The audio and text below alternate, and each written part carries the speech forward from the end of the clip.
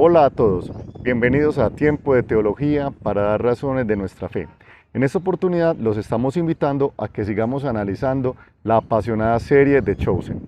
En esta oportunidad queremos analizar qué características tenía el Mesías para los judíos del siglo I. Por eso hemos invitado a uno de los rabinos de la comunidad judía de Antioquia, el rabino Ezra, el cual nos va a contar qué características debía tener ese Mesías en el siglo I y qué características debe tener el Mesías en la actualidad. Por eso los invitamos a que no se despeguen y sigan con nosotros. En 1965, una vez terminado el Concilio Vaticano II, tenemos la Declaración Nostra Aetate, la cual está recopilada en los documentos del Santo Concilio. Nostra Aetate nos está invitando a tener una actitud positiva, abierta y comunicativa con aquellas religiones que no son cristianas, como son el Islam, el budismo y el judaísmo. Hoy en nuestro video vamos a compartir, como habíamos hablado anteriormente, con el rabino Ezra, el cual nos va a contar estas características que tenía el Mesías en el siglo I y que debe tener ahora. A lo largo de los siguientes videos, y yo creo que a través de la vida como cristianos, nosotros vamos a entender por qué Jesús sí cumplió esas características mesiánicas. Pero hoy la invitación es a que tengamos una actitud de diálogo, una actitud de entendimiento y de aprendizaje con nuestros hermanos judíos. En la serie de Chosen, no todos sus participantes son cristianos. Tanto en la parte organizativa como en el elenco principal, algunos de ellos profesan otras religiones distintas al cristianismo. Esta serie nos está demostrando la importancia y la apertura que debemos tener como cristianos hacia aquellas religiones que no profesan y no creen en Jesús. Un ejemplo de esto es Jonathan Rumi, el actor principal que hace el papel de Jesús. Este actor de series y películas y también actor de voz es un gran influencer católico en sus redes sociales. Él lo podemos ver, hace rosarios en vivo, hace predicaciones, aparte de hacer la publicidad de la serie, se dedica a difundir la palabra y el mensaje de Cristo activamente en sus redes sociales. Jonathan Rumi y el actor de Hollywood Mark Wahlberg han lanzado la aplicación Hollow. Esta aplicación es para difundir la palabra de Dios, meditaciones, rosarios, lecturas de la Biblia, y es un medio de evangelización que estos dos reconocidos actores cristiano-católicos están utilizando para difundir el mensaje de Cristo. Los invitamos a que miren la aplicación, la descarguen en sus celulares y nos dejen los comentarios de cómo les ha parecido, y al mismo tiempo para que le hagan una retroalimentación a la app para que todos juntos sigamos difundiendo el mensaje de Jesús. Aparte de Jonathan Rumi y de los actores que profesan distintas religiones, en la serie es común ver una serie de mesas redondas.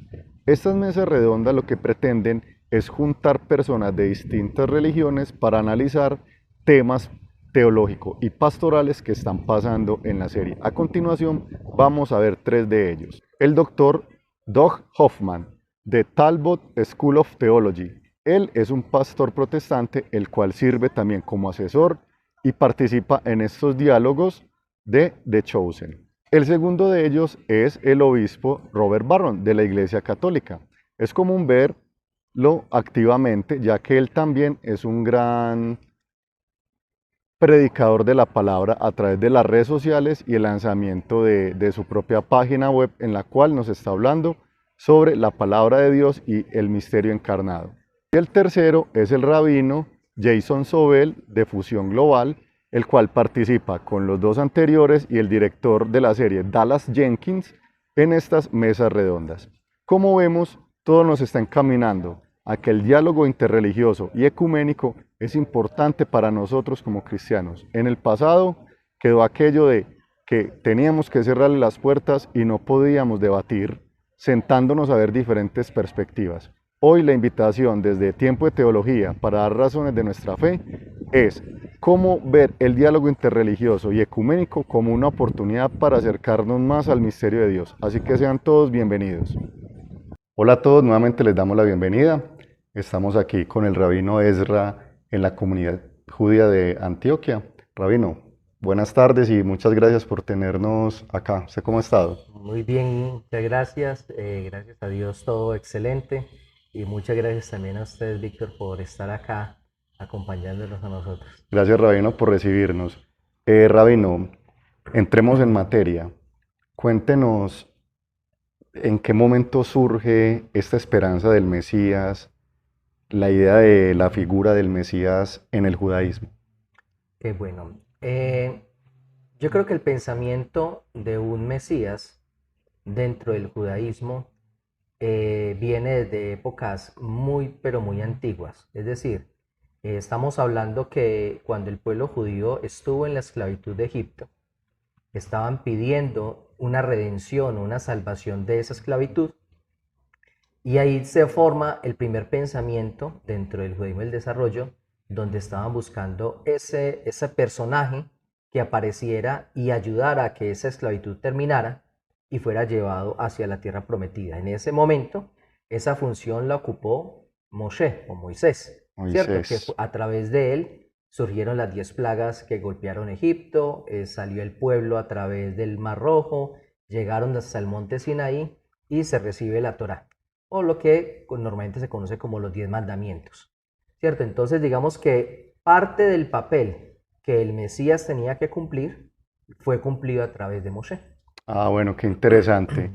Rabino, yo le había comentado que estamos haciendo este análisis a través de unas ideas que nos surgen teológicas de la serie de Chosen, esta serie que nos muestra a Jesús y sus seguidores en el siglo primero. Más adelante, como teólogo católico cristiano, vamos a desarrollar en el canal cómo entendemos nosotros al Mesías, ¿cierto? A Jesús para nosotros como Mesías. Pero hoy estamos en su casa es para que usted nos cuente quién era ese Mesías, cómo debía ser ese Mesías que esperaban en el siglo primero, qué características, porque en la serie se va viendo que los rabinos, los fariseos, diferentes personas van diciendo, es que el Mesías no va a venir hasta que no hagamos esto bien, hasta que cumplamos la ley, respetemos el Shabbat y otras cosas. Cuéntenos cómo era ese Mesías de su pueblo en el siglo primero. Ok, bueno, lo primero es que para nosotros la idea del Mesías nace a partir de los profetas. Los profetas fueron los que anunciaron la venida de una persona que era lo que llamaban el Mesías. Entonces, quiero que miremos primero dos cosas. Lo primero es cuál es la forma o la fuente del nombre como tal desde el hebreo, ¿cierto? Y luego entender también cuál era el propósito de. Entonces, lo primero es que la palabra latinizada como Mesías no nos dice nada respecto al español. En hebreo se llama Mashiach. El Mashiach era el ungido, eso es literal. Pero no solamente Mashiach llama a un personaje que viene con un propósito de liberación del pueblo ni nada, sino que habían otros Mashiach. Por ejemplo, cuando los Kohanim, los sacerdotes, eran ya puestos para el servicio en el templo, los ungían. Ese día eran Mashiach. ¿Por qué? Porque cogían el aceite de la unción del templo, lo colocaban en los personajes que iban a empezar a actuar de acuerdo a su función, y ese día que se ungían, ese día era Mashiach, ungido. Sucedía con el Cohen Gadol, con el gran Cohen o el gran sacerdote, como los otros Kohanim. Lo mismo sucedía también con los reyes. El día de la coronación del rey, realmente al rey no se le colocaba una corona. Venía el Cohen Gadol, el sumo sacerdote, y ungía al rey, y ese día no se llamaba la coronación del rey, sino que era como el día del Mashiach. Era el día del ungido, el que ungían porque iba a desarrollar unas funciones específicas como rey en medio del pueblo judío. ¿Cierto? Entonces, lo primero que tenemos que entender en ese aspecto de Mashiach, su connotación de nombre o de título no tiene nada que ver con liberación o con perdón o con algo similar, sino simplemente como el momento en que inicia su etapa de labor a unas funciones específicas. Los Kohanim a funcionar dentro del servicio en el templo, o el rey a gobernar en medio del pueblo, ¿cierto? Entonces, primero eso es algo que es importante. Lo segundo, que me parece bastante interesante e importante, y es la idea de lo que tenía que ser el Mashiach, que dista bastante del pensamiento occidental. ¿Por qué? Lo primero que hay que entender es que quién era el Mashiach, o qué es lo que tenía que hacer el Mesías, llamándolo así como se nombra en español.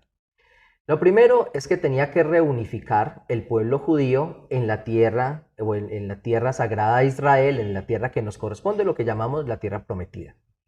Lo segundo era hacer de la Torá la constitución como regente como rey de Como una Israel. carta magna de la constitución que Sí, tenemos en Colombia. exactamente, basado totalmente en la Torá, no ideas nuevas de las personas, sino estrictamente basado en las leyes de la Torá, del cómo se tenía que cumplir la restitución de los daños que se hacen, la situación de cuestiones comerciales y una cantidad de cosas que pero todo basado en las leyes de la Torá. Lo tercero era la reconstrucción del templo, ¿sí? Y cuarto, hacer que esa constitución se vuelve tan equilibrada, tan justa y tan ecuánime que no solamente empieza a ser aplicada para el pueblo judío, sino para toda la humanidad. ¿Ok? Entonces, partiendo de eso, desde la perspectiva del judaísmo, el Mesías no tiene que ver con perdón de pecados, ni con salvación eterna, ni con una redención que se considera un tema de espiritualidad. Pero para entender también eso, hay que entender cuál es la perspectiva de la espiritualidad dentro del judaísmo. Entonces, es cierto que para nosotros existe dentro del mundo espiritual las cosas que son positivas o negativas, o lo que llamaríamos una energía sujeta a la parte de la Kedushá, de la santidad, y otra parte de energía que se sujeta a lo que llamaríamos la Tumá, o a la impureza, o el lado oscuro, del negativo de la misma espiritualidad. Porque todo tiene que estar en equilibrio. Pero dentro de la perspectiva del judaísmo, esa parte de esa energía negativa o esa energía que la llamaríamos, lo que pasa es que en el judaísmo no hay forma de nombrar de una forma diferente a que sea una energía espiritual negativa de tumá, de impureza, ¿cierto? Sino que hay que entender entonces la perspectiva que tenemos acerca de Dios. Para nosotros, y que sé que muchas otras personas comparten la idea de que Dios es omnisciente, omnipresente, omnipotente y una cantidad de omnis que se atribuyen dentro de la naturaleza de lo que Él es como existencia o como Dios. ¿Ok? Entonces, para el judaísmo, la idea de que haya un Dios de lo bueno y un Dios de lo malo no existe, ¿cierto? O sea, ¿Por un qué? bien, como lo haríamos nosotros, el diablo, Dios. Exactamente. ¿Por qué para nosotros no existe este Dios de lo bueno y este Dios de lo malo? Como si fuera algo independiente y que están en lucha, en Y que contraposición. nosotros Claro, debemos esforzarnos por inclinarnos siempre al bien claro. y combatir el mal. Sí. Y ya voy ahora entonces acerca de lo que es eso. Pero en ese concepto de Dios tenemos lo siguiente. Si Dios es omnisciente, Él sabe qué es lo que va a suceder.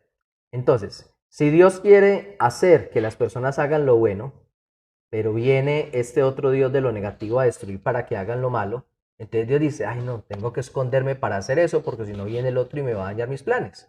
Entonces, ¿dónde está la omnisciencia de Dios donde sabe todo lo que va a suceder? Si Él es omnipresente, entonces hay otra idea también adicional que dice que cuando viene la presencia de Dios, entonces huye la presencia negativa o lo que llamaría el diablo y los demonios y todo ese concepto que tiene. Entonces para nosotros también es un concepto errado, porque si Él es omnisciente y viene, entonces ¿dónde estaba antes? ¿Cierto? Como si existiera un lugar que fuera ausente de Dios. Y para nosotros no solamente es que el universo está lleno de Dios, sino que está rodeado de Dios. Es decir, es como si yo cogiera no sé, un globo, lo llenara de agua y lo metiera a la mitad del océano. O sea, existe el globo como tal, está lleno de agua y rodeado de agua. Asimismo es el universo. El universo es algo que existe, como el globo, pero que en sí mismo está lleno de la presencia de Dios y está rodeado de la presencia de Dios. A eso es lo que le Está, llamamos omnipresencia. Existe en todo lugar, o más bien podríamos decirlo que todo lugar existe en Dios. para ustedes, estamos en Dios en este momento, o sea, ¿Sí? todo, Exactamente. estamos en su Entonces, presencia, si en nosotros su tenemos poder. la idea, claro, entonces si nosotros tenemos la idea de que viene la presencia de Dios o que viene Dios, entonces ¿dónde estaba antes? ¿O dónde está la omnipresencia de Él? Por otra parte tenemos la omnipotencia. Ser omnipotente es ser dueño absoluto y controlador de todo, ¿cierto? ¿Qué significa eso?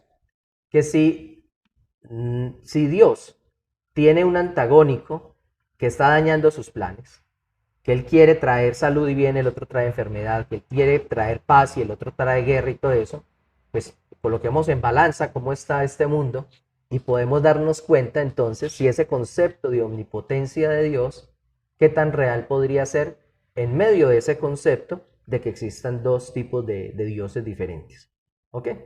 Entonces, para nosotros, el concepto del mal es un concepto muy diferente a que sea una existencia por sí misma. Por ahí hay una historia que cuentan mucho, que le atribuyen a Albert Einstein y que realmente no sé si será verdad o no, Mitos de pero internet. que sí, que habla que en cierta ocasión está en una clase y le pregunta, no sé si era clase de filosofía, lo que sea, pregunta que si Dios existe, que no existe, porque existe el mal, porque una cosa y lo otro. Y él termina acuñando hasta, para no hacer muy larga la historia, pero termina acuñando esta historia que él le pregunta al profesor que si existe el frío. Y le dice, claro, el frío existe, ¿cómo no va a existir el frío? Si uno lo percibe, uno lo siente y dice, ok, no, realmente el frío no existe, existe la ausencia de calor. Normalmente uno mide cuántos grados de calor hay, ¿cierto? E incluso cuando está esos grados bajo cero, se siguen midiendo cuánta ausencia de grados hay, pero no se mide cuántos grados de frío hay. Por lo tanto, el frío es la consecuencia de la ausencia del Del calor. calor. Por otra parte, si existe la oscuridad o no existe la oscuridad. Y vuelve también con lo mismo. Si uno tiene un cuarto oscuro y trae así sea un fósforo, un cerillo que se encienda, inmediatamente el cuarto se ilumina. La oscuridad se disipa a causa de la luz. Pero nosotros no podemos tener un cuarto completamente iluminado y cómo metemos oscuridad a ese lugar. No hay forma de hacerlo. O sea, la luz es la existencia, mientras que la oscuridad es la consecuencia de la ausencia de la luz. Entonces, por este lado, el mal sería no algo por sí mismo, sino es la ausencia del bien. Exactamente, En nosotros la ausencia que causamos nosotros mismos al alejarnos de y a Dios, rechazar a Dios y darle la ¿cierto? espalda. Exactamente, cuando nosotros nos ocupamos de direccionar nuestra vida bajo nuestros propios criterios, bajo nuestra propia ética, moral, etcétera, y nos abandonamos de Dios, entonces ahí es donde viene la situación de la consecuencia negativa del desorden de nuestras pasiones, de nuestros Ujú. deseos, donde aflora nuestro egoísmo y que el ego y el egoísmo trae consigo una cantidad de cuestiones que si vamos a verlo dentro del comportamiento humano, no es el comportamiento del diablo, ni tampoco es que el diablo vino e hizo que la persona pecara de esa forma. Ahora, cuando Dios nos crea a nosotros, nos crea con algo que llama imagen y semejanza de Él. Imagen es porque tenemos nosotros la capacidad también de decidir. Es decir, Él nos dio a nosotros la capacidad de levantarnos en contra de Él. O sea, Él establece primero todas las normativas y las leyes espirituales en las que nosotros nos podemos mover. Pero Él no nos colocó a nosotros como marionetas. En la antigüedad, los griegos y todo No, libre pensaban, albedrío. ¿cierto? Que se llamaba libre albedrío. En la antigüedad, ¿cuál era un pensamiento? Un pensamiento que tenía es que a veces los dioses estaban mirando la tierra a los humanos y los colocaban y vamos a ver qué es lo que sucede con fulano si le colocamos ese Y tropiezo. mientras más nos adoren, más fuertes somos y Pero cosas así. exactamente, y esa no es el concepto que el judaísmo tiene acerca de Dios. Dios crea las normas espirituales, crea, digamos, el manual de la forma en que nosotros nos tenemos que comportar o direccionar en este mundo. Pero también crea el libre albedrío. Ahora, ¿qué sucede con el libre albedrío? Si una persona, digamos, no tiene deseo, no tiene en su ego inclinación a hacer lo correcto o lo incorrecto, porque todos tenemos deseo en hacer una u otra cosa, pero si no existe el deseo, entonces ¿cómo se manejaría el libre albedrío? ¿Cierto? Voy a colocar un ejemplo. Digamos que en este momento con esta temperatura especial que hace acá en la ciudad de Medellín, Demasiado especial. ¿cierto? Con unas temperaturas demasiado altas, yo me levanto en la mañana y tengo al lado, digamos, un abrigo de piel así bien abullonadito, con cierto térmico como para usarlo en el Polo Norte. O tengo una camisa o algo que es fresco. La misma situación del calor no me va a dar la opción de, ay, ¿cuál de los dos me pongo? No, naturalmente se va a colocar el que es más fresco a causa de la situación de la realidad. ¿Ok? Pero, de todas formas, tiene las dos opciones. Ahora, digamos que estamos en un momento donde no sabemos si va a llover, si no va a llover, si es tal cosa. Y tiene dos prendas, una prenda, una camisilla que está totalmente descubierta o una camisa. ¿Qué es lo que la persona piensa? A ver, es que si me pongo esta camisilla, de pronto llueve y hace mucho frío, si me pongo esta, pues me va a servir para lo uno y lo otro. Entonces, escojo a conveniencia algo, pero no de una forma automática, sino que hay una razón de ser. Eso es lo que llamamos el libre albedrío. Y lo que el libre albedrío no es simplemente escoger entre si me pongo una camisa blanca o una camisa azul, ¿cierto? Van en situaciones mucho más profundas, en situaciones donde yo me enfrento a decir, tengo que decir la verdad, pero si digo la verdad sucede esto, si digo la mentira sucede esto. Yo quiero tomar provecho de algo, entonces ¿cómo voy a hacer ese negocio? ¿Voy a hacerme el vivo siendo el pillo? ¿O más bien dejo que los negocios sean estables y justos para ambas partes y hago lo que es correcto? Entonces ahí es donde empieza a jugar la situación de la moral, donde hay un negocio al frente, una persona puede ganarse, no sé, 1 millón haciendo las cosas del vivo o ganarse 100.000 haciendo las cosas correctas. Ya hay una situación donde uno dice, bueno, ¿será que me gane ese milloncito? Al fin del cabo, puedo hacerlo de esta forma y todo eso. Él ni siquiera se va a dar cuenta y todo eso. Y se hizo el negocio y salgo beneficiado. Gano 9 veces más o 10 veces más de lo que pensaba ganar. Y entonces ahí es donde está la situación de lo que llamamos algo, en hebreo se llama el Yetzer Hara o el Yetzer Hatov, la inclinación hacia el mal y la inclinación hacia el bien. Es decir, la inclinación de lo que hace parte de mi alma, que evoca esa conexión con Dios, o que más bien crea o genera ese deseo de hacer una desconexión de lo que es Dios y por lo tanto el resultado es lo que sería el mal. A ese conjunto de comportamiento negativo y a ese conjunto de energía negativa, como lo llamábamos, también tiene sus creaciones. Así mismo como en el mundo de la luz existen los ángeles, lo que llaman en el español los ángeles. Digamos que para nosotros no es que existan ángeles y demonios, para nosotros son ángeles, es decir, malachim. Son creaciones que Dios hizo, que viven en el mundo espiritual, que son los encargados de coordinar lo que sucede en el mundo de la Kedushá, de la pureza, o lo que sucede en el mundo de la oscuridad. Ahora, ¿de quién depende el movimiento o el trabajo del uno y del otro? Depende de nosotros, de la humanidad. Por eso es que nosotros, cuando dice que Dios nos hizo a nosotros a imagen, es que asimismo como Él coordina, hace, crea, forma, así también nosotros tenemos esa capacidad. Pero para esa capacidad, entonces en últimas termina siendo que tengamos la capacidad de decidir. Entonces ya partiendo de esa situación, el tema de salvación, si cabe decirlo, o el tema de lo que es el alcance espiritual, el desarrollo espiritual, se determina a través de mi decisión, de mi comportamiento, de las cosas en las que yo actúo y de las cosas que yo voy a determinar hacer en mi vida. Es decir, libre albedrío. Si miento, si robo, si mato, si salvo vidas, Es si una decisión ayudo, si soy personal. mezquino. Es una decisión totalmente personal. Por lo tanto, la consecuencia frente a lo que yo haga es totalmente propia. Es decir, la consecuencia positiva o negativa es totalmente mía. Es que es el resultado de lo que yo hice. No es el resultado del diablo, no es el resultado de nada de eso. Por lo tanto, yo soy el responsable de lo que va a suceder con mi vida después de partir de este mundo, de lo que es la vida después de la vida o lo que llamaríamos la vida eterna. ¿A qué punto voy a estar conectado? ¿Cuáles son las consecuencias espirituales que yo voy a generar a través de mis acciones?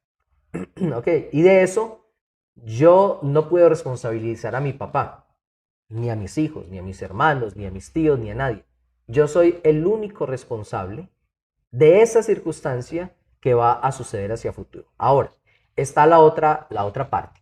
Y es que ya identificando que yo tengo dos inclinaciones, también está la situación entonces a quién de los dos estoy entrenando más. ¿Ok? Por ahí alguna vez leí un cuento, dice un cuento chino, no sé si es chino O de otro lado. ¿cierto? O de otro lado, pero aplica. Dice que había un hombre que tenía dos lobos, ¿cierto? Y tenía los dos lobos, digamos que uno era blanco y el otro era negro, para hacer el contraste. Entonces le dice, el abuelo le dice a su nieto, si yo los pongo a pelear, ¿quién gana? Y él dice, no sé, no, tienes que saber, piensa cuál es el que va a ganar. Entonces el jovencito le dice, pues el más fuerte.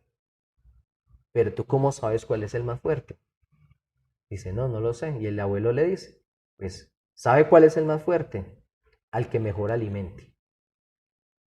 Si yo alimento al lobo blanco, pero no alimento al lobo negro, si se enfrentan en una pelea, ¿quién va a ganar? El que es más fuerte, el que se alimentó más. Pero si yo alimento más al lobo negro que al blanco, cuando se enfrenten, ¿quién va a ganar? Pues el negro porque fue el que se alimentó más. Entonces en nuestra vida es la misma situación. En nuestra vida, a través del ejercicio del hacer, del estudio espiritual, de la forma en que yo me relaciono y me conecto con Dios, en la Una forma en vida que me espiritual relaciono, activa. exacto, en la forma en que yo me relaciono con la humanidad. Es que, mira, los mandamientos, miramos los mandamientos. Voy a dejar de lado el de no a la idolatría en general, en temas generales, que son los primeros 5 mandamientos, contando el Shabbat. Vamos, bueno, el cuarto sí es importante meterlo ahí, que es honrar a padre y madre. Ujú. ¿Ok? Honrar a padre y madre. Los otros, no matar, no robar, no mentir, no codiciar. Dígame cuáles de esos mandamientos está en la relación de Dios con el hombre. Ninguno. Honrar padre y madre con mi papá y mi mamá, mis padres, los que me dieron la vida. No robar con el prójimo, no matar con el Así prójimo, no es. codiciar con el prójimo, etcétera. Para nosotros la vida espiritual no se desarrolla estando encerrados en 4 paredes. Para nosotros la vida espiritual es esta. Es la forma en cómo nosotros interactuamos entre los demás. La espiritualidad empieza desde el momento en que si yo tengo un amigo y ese amigo quiere hacer algo que yo considero que no es debido, no es decirle, hágale que yo le cuido la espalda. El amigo verdadero le dice, no, ¿cómo vas a hacer eso? No puedes hacer eso, yo no te voy a permitir, no te voy a colitar eso, no te permito que haga eso. Porque ese amigo no solamente está pensando en el buen amigo le cuido la espalda, sino en la esencia de lo que es esa persona y lo que esa persona va a hacer que podría traerle consecuencias que serían negativas. Cuando nosotros vemos una persona que está con necesidad y podemos ayudar, ¿cierto? Una persona que tiene hambre o incluso solamente una persona que se le cayó algo y el gesto de agacharnos para recogerlo hace parte de la espiritualidad, porque esa es la forma en que interactuamos entre nosotros en medio de este mundo. Y a eso es lo que vinimos a este mundo. Ya de ahí que entre más yo me ejercite en la solidaridad, en la compasión, en la misericordia, en la bondad, en el amor. No estamos hablando de situaciones espirituales allá de cosas que van No, son haciendo, cosas no, más cosas de más acá. encarnar las creencias que tenemos. Entonces, Desde la exactamente. mía, Y ahí, desde la exacto. suya. Y entonces ahí es donde nosotros estamos desarrollando lo que llamaríamos la salvación o lo que llamaríamos la vida eterna. Es empezar desde el punto de vista judío a vivir ya ese amor de Dios, esa semejanza con Dios desde aquí, desde ahora, con obras muy concretas. Esto que hemos hablado nos abre el panorama de que el Mesías en el primer siglo o incluso ahora, que es el tema que sigue Rabino, tuvimos que aprender todo esto del bien y del mal, el libre albedrío, para entender que la figura del Mesías no es simplemente lo político y lo religioso, va mucho más allá, es que esta persona encarna, como decirlo de alguna forma, no que se encarna, sino que muestra como todo el ideal del judaísmo, mucho más de lo que nos venden las series, los libros y las películas, ¿cierto? Así es. ¿Cómo veríamos nosotros, cómo piensa usted, Rabino, y cuéntenos su comunidad y usted, si ese Mesías llega hoy, ¿cómo sería rápidamente? ¿Sería igual al que nos contó que esperan en el siglo primero? ¿Qué haría? Ok, ¿Qué pasaría con la Tierra Santa? No sé. Ahora ok. cuéntenos. Para nosotros, quien sería o quien será más bien el Mesías es una persona que tiene que cumplir lo que los profetas dijeron tienen que cumplir. Es decir, si en ese momento se levanta una persona haciendo milagros y cosas prodigiosas y todo eso, para nosotros no es muestra de que sea el Mesías. Hay muchos rabinos que han hecho muchos milagros y muchas cosas y cosas muy sorprendentes. No solamente judíos, también personas no judías, ¿cierto? En el campo del mundo espiritual hay mucho. Y tampoco podemos decir que es que no, apareció un hombre con una barba muy larga, muy blanca, mejor dicho, hablando cosas maravillosas, no, tampoco es. Para nosotros el Mesías tiene que cumplir, como te dije, 4 cosas. El retorno de todos los judíos hacia la Tierra Santa. La constitución, donde va a establecer la constitución basado en la Torá para todo el pueblo judío. La reconstrucción del templo y hacer que esta justicia, esta constitución basada en la Biblia, en la Torá, va a ser algo tan maravillosamente equilibrado que va a llevar a las personas a que dicen, no, definitivamente hay que seguir. Esa Y, es la idea que tenemos. y ese Mesías, ¿será solo para los judíos o para los que somos de otras creencias? Él tendrá una palabra también. Claro, por eso digo que primeramente está en la situación del equilibrio del pueblo judío. Dentro del mundo judío en estos momentos vivimos muchas diferencias.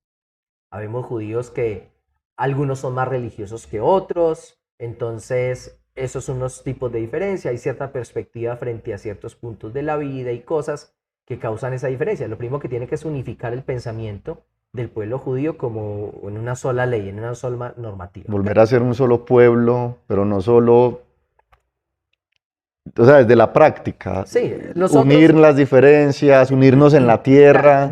nosotros como judíos estamos muy unidos donde estamos, ¿cierto? Es decir, una persona judía llega a una ciudad, lo primero que hace es buscar dónde está la sinagoga.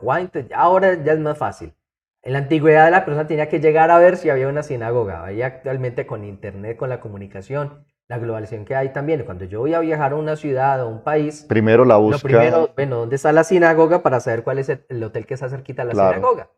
¿Cierto? Y aparte de eso, entonces se manda el correo correspondiente, voy a estar allí, tal cosa, y siempre voy a encontrar un lugar donde tengo hermanos judíos que somos como en casa, ¿cierto? Lo mismo sucede con personas que vienen del exterior o de otra ciudad y que llegan acá a la ciudad, se comunican con nosotros y vienen acá y es lo mismo, es vivir exactamente lo mismo.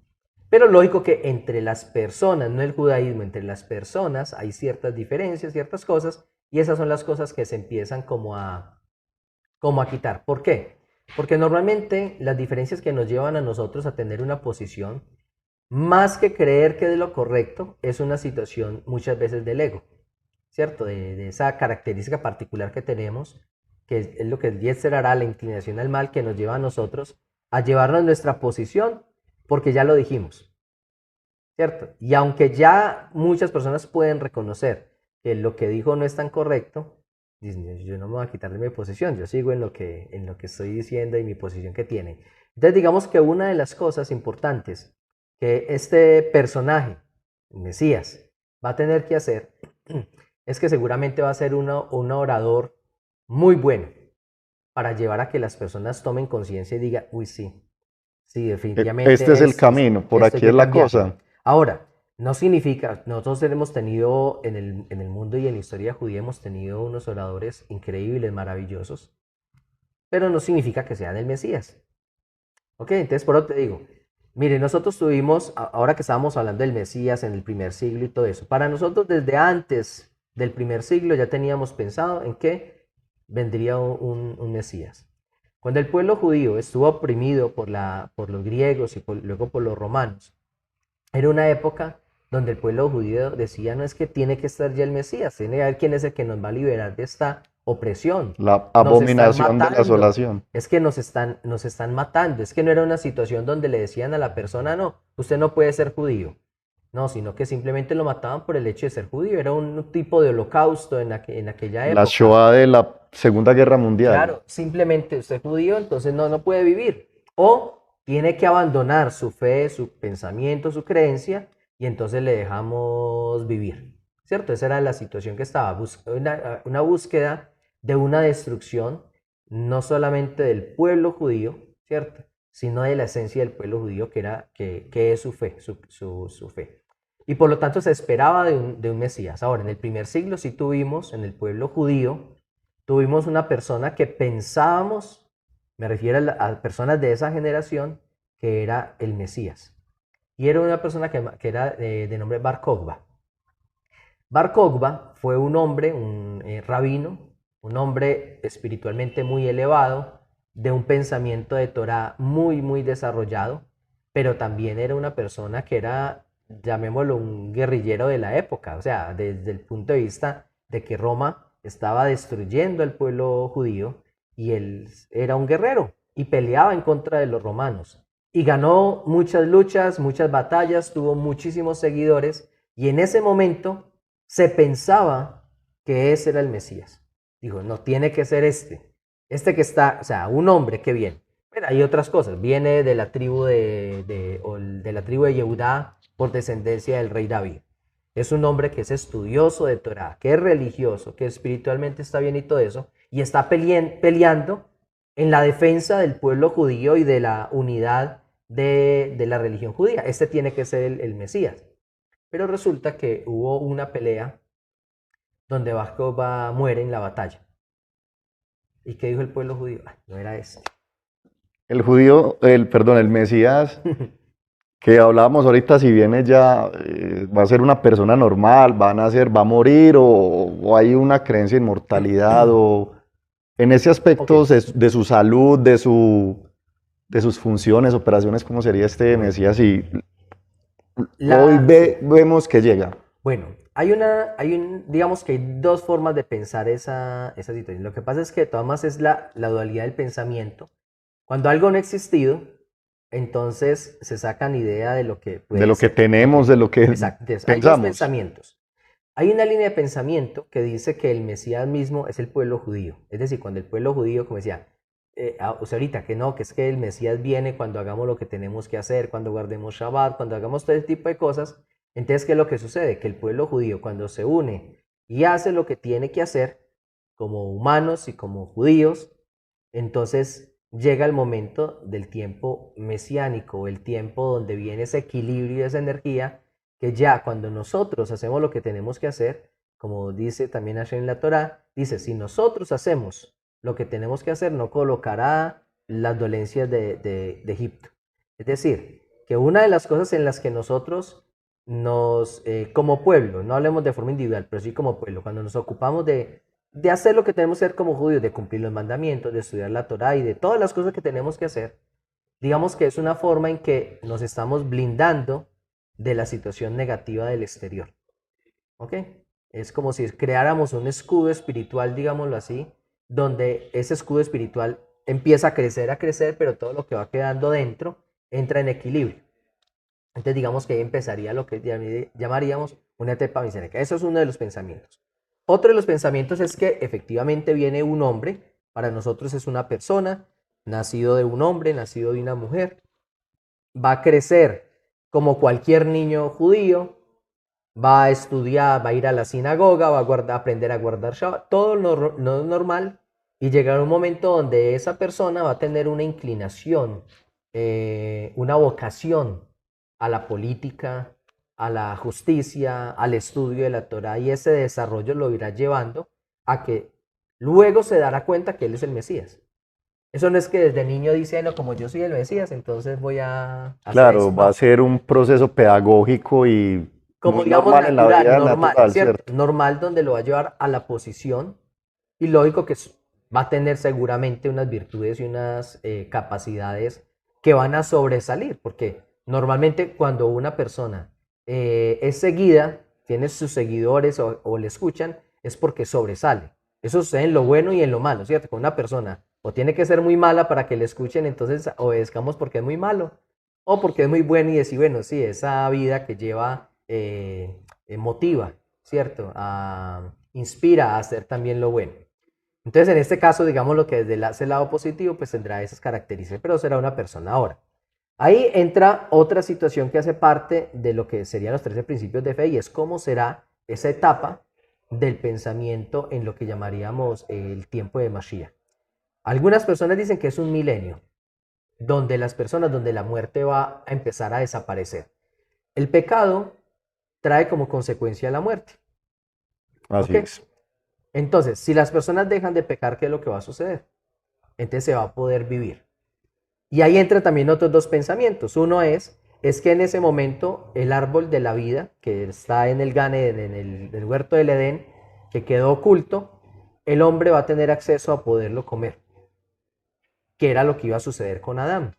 Cuando Adán fue expulsado del Gan Eden, ¿cierto? Habían dos árboles, el árbol del Así es. conocimiento del bien y del mal y el árbol de la vida. El hombre iba a vivir 1000 años, a los 1000 años se le iba a permitir comer del fruto, y después de esos 1000 años, entonces tendría 1000 años más, y esa era la forma en que el hombre iba a vivir. Cuando Hashem dice, si pecan van a morir, ¿qué sucedió? El hombre pecó, pero no se murió ahí mismo, pues pasaron muchísimos años después, Adán vivió 967 años, entonces pasó mucho tiempo después para que él conociera como tal lo que era la muerte, pero era esa incapacidad de poder tomar del fruto de la vida. Entonces está el pensamiento de que ese árbol existe y eso lo traducimos a nuestro tiempo. El tema es cómo pensar en el mundo pasado y cómo pensar en el mundo presente. Nosotros ahora, hablando de Colombia, la expectativa de vida que había en Colombia hace 40 años atrás era 50 años. Ya vamos en más de 80, podríamos decirlo, o un poco ¿Sí? más. Va como creo que en 76. Por eso es que dicen, ahí aumentaron la edad de pensionarse y Sí, todo eso. claro, ¿Por iba qué para sucede? arriba. ¿Y por qué sucede eso? Pues la expectativa de tiempo de vida de las personas. O sea, una persona que naciera, ya eso era un milagro.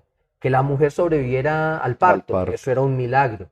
Que el niño pasara de los 3 años de edad, eso era un milagro. La gente se moría con mucha facilidad. ¿Por qué? Porque se enfermaban de aquello y de aquello que ahora con una pastilla o una inyección se soluciona. O que ya una vacuna erradicó ese tipo de enfermedades y ya la persona puede vivir frente a ese tipo de situaciones.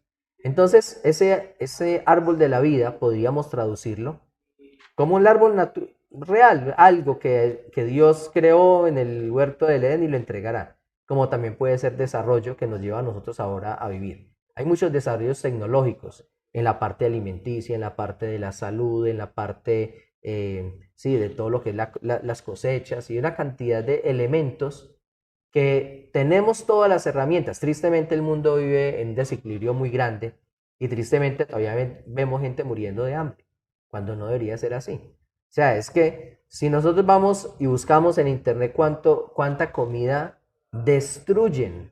Es increíble el O sea, desperdicio en las casas, sobre todo. Creemos que son las fábricas o otros lugares, pero realmente en nuestras casas nosotros botamos mucha comida. Y aquí los paisas, para los que de pronto nos ven de otro país, los que nacemos en Antioquia, en Colombia, nosotros le decimos sobrados uh-huh, a la comida que nos sobra. Y muchas veces hay una fiesta, una reunión para la familia o simplemente la comida de ayer no nos la comimos toda, entonces lo que sobró va a la basura y han sido muchos los líderes religiosos y políticos que han dicho, incluso económicos, venga, tenemos que ponernos las pilas pues y démosle mejor manejo a la comida porque es que botamos muchas toneladas, pero tenemos muchos millones de compatriotas, por solo hablar de Colombia, que mueren de hambre. Entonces esto ¿no? realmente es una Eso es una, tragedia. sí, ¿no? Y es una situación donde desde el hogar se generan esos valores de, bueno, primero de no desperdiciar, de no necesidad de hacer de más, pero también está la situación y es lo que hablábamos ahora, la solidaridad, que es lo que yo estoy Sí, claro, haciendo. eso es un llamado Si yo, también, exactamente, si yo tengo, o sea, si a mí me sobra comida, si tengo sobrado, si hago esto, eso significa que de una u otra forma tengo bendición o abundancia y cierta cosa y esa bendición realmente es para compartirla. Pero el punto que también que hoy es la cantidad de comida que destruyen para mantener los precios altos, para no perder las utilidades, para no disminuir las ganancias. O sea, porque es que entre son toneladas también, pero miles de toneladas que no las mandan para otros lugares, no las mandan, no las direccionan para otros lugares donde se estén necesitando. Mire, Colombia tenemos una situación donde tristemente hay problema de desnutrición. Tenemos en Colombia, bastante. tenemos sectores en Colombia que el agua y la energía todavía siendo un servicio vital, todavía sigue siendo muy Un dificultoso privilegio para muchas para áreas y todo medio eso. país o un poco más. Entonces, Si nosotros, aquí en Colombia, pensando de esa forma, si nosotros tenemos la posibilidad, y digamos desde la administración del país, si tiene la posibilidad de administrar dineros, esos dineros no deberían de estarse regalando hacia afuera, porque también eso es lo que hacen. Apoyan cosas y causas afuera. Lógico que también hay que crear lazos políticos y todo, pero hay tantas necesidades internas que se tienen que solucionar. No sé si de pronto viste por ahí, hay un personaje que es Mr. Beats, que abrió, no sé, eso fue mucha noticia por ahí hace un par de meses, que abrió unos pozos de agua en África, ¿cierto? No sé cuántos pozos fue, recuerdo que beneficiaba como a 600.000, 700.000 personas en África y se gastó $2 millones haciendo esos pozos. Y el escándalo que hay con esa situación es, ¿y dónde están los cientos de miles de millones de dólares que llegan de todos lados de las naciones para ayudar específicamente a esa región? El problema que usted hablaba ahora del poder, el poder lo traducimos en corrupción, o sea, robamos como humanidad los recursos a unos para que poco lo acaparen sin la necesidad, pero es el tema de poder, quién va a mandar, los de mi cuerda, los que no.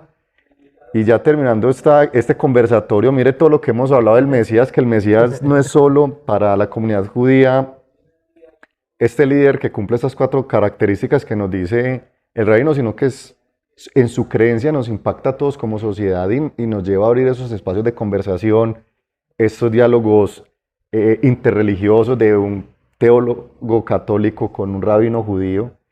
Ya despidiéndonos, rabino, le damos muchas gracias por abrirnos las puertas de su sinagoga, a su comunidad y un corto mensaje para la comunidad judía que nos está viendo en todo el mundo. Y ya, Bueno, muchísimas gracias. claro, sí. No, no solamente para la comunidad judía, para la comunidad en general.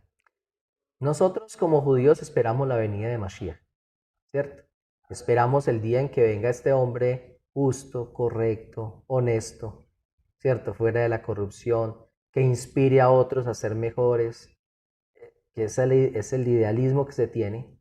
Pero el punto importante no es que tanto nosotros estamos esperando a que llegue esa persona que nos inspire a, sino que nosotros cada día tenemos que ser como si fuéramos el Mashiach mismo. Es O sea, decir, tener una fe activa, donde no solo nosotros, pasiva. claro, donde nosotros a través de, o sea, ser humanos, ¿cierto? Ser lo que en esencia es ser humanos.